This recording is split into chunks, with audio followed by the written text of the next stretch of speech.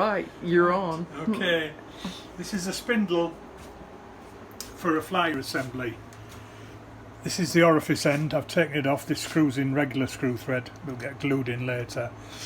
I've found that for threading, the 3-jaw chuck holds the spindle much more tightly than the vise does, because you're really up against it here. And we are basically, I'm just turning this round by hand. Well, the reason I've got a clamp on here is because the arms on the tool for this are too long. This is a bigger thread cutter and the arms are too long to go over the lathe. That's why it's in a cramp. But anyway, that just does it. Which way are you threading it?